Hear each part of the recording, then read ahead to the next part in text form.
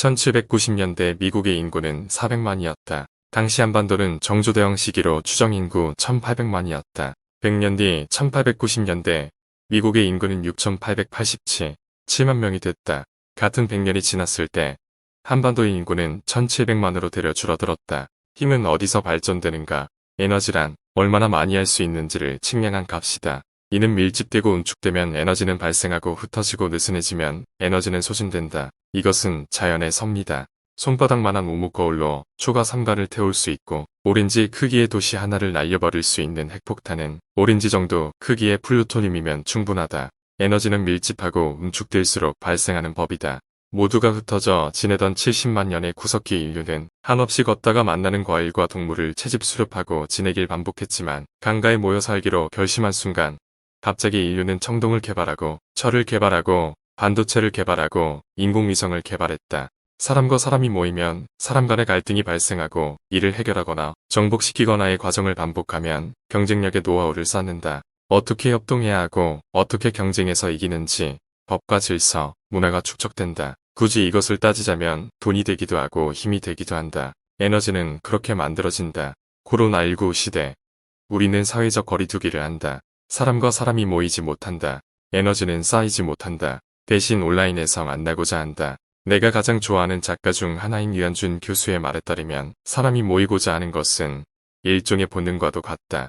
누구나 스스로 얻지 못하는 힘과 능력을 얻을 수 있기 때문이다. 사람이 모이기 위해선 어떤 것들이 필요할지 생각해 볼 필요가 있다. 사람들은 기본적으로 이기적 유전자를 갖는다. 누구도 자신의 시간과 에너지, 경제력을 손해보지 않고자 한다. 가장 경제적이고 합리적이라고 여겨지는 최선의 선택을 하고 이는 생존 본능을 기반으로 한다. 즉, 거래라는 발명이 본능 위에 만들어졌다. 감귤만 2톤을 갖고 있는 농부와 스마트폰만 20만 대를 가지고 있는 기업가, 쌀만 1천만 톤을 가지고 있는 유통업자, 옷만 수만 벌을 갖고 있는 의류업자는 자신에게 필요한 일부를 제외하고 모두 무가치가 된다. 금만 수천 톤을 갖고 있는 세공업자도 거래가 없다면 굶어 죽는다. 즉, 자급자족할 것이 아니라면 하나의 특화된 것을 초과하게 갖고 있어야 하고 자신이 사용할 만큼을 제외하고는 남에게 재빨리 넘겨줘야 한다. 들어온 것을 꽉 쥐고 놓지 못하는 것은 다시 어떤 것도 얻지 못한다.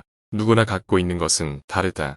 대개 사람들은 자신이 무엇을 들고 있는지를 생각지 않는다. 농장 창고에 수천 톤의 쌀을 쌓아 두고 있는 농부가 집에 있는 몇 벌의 옷을 판매할 궁리를 하거나 수만 대의 스마트폰을 가지고 있는 자가 텃밭에서 가꾼 채소를 시장에 내다 팔 방법을 고민한 것이다.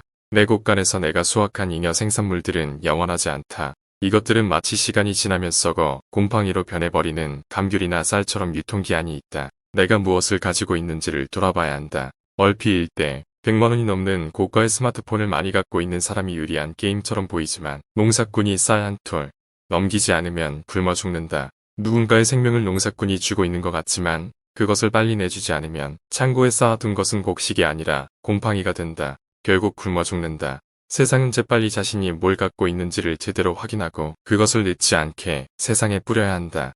내가 하고 싶은 것들은 분명 있지만 일단은 내가 갖고 있는 잉여물들부터 처리하고 생각해봐야 할 문제다. 텃밭에서 채소를 길러다 파는 게 재밌다고 하더라도 빨리 스마트폰을 팔지 않으면 이는 구형이 되어 다신 팔 수 없게 된다. 아인슈타인은 잘하는 것과 좋아하는 것, 해야만 하는 것을 명확하게 구분지었다. 그는 바이올린 연주하는 것을 좋아했지만 물리학을 잘했고 먹고 살기 위해 특허청에서 일해야만 했다. 만약 특허청에서 일해야만 함에도 불구하고 물리학을 잘함에도 불구하고 바이올린을 연주했다면 어땠을까? 이는 개인의 비극이기도 하지만 사회와 역사의 비극이기도 하다. 나 또한 분명 남들도 갖는 딜레마를 갖고 있다. 잘하는 것과 좋아하는 것이 있고 해야 하는 것이 있다. 잘하는 것만 할 수는 없고 좋아하는 것만 할 수도 없고 해야만 하는 것만 해서도 안 된다.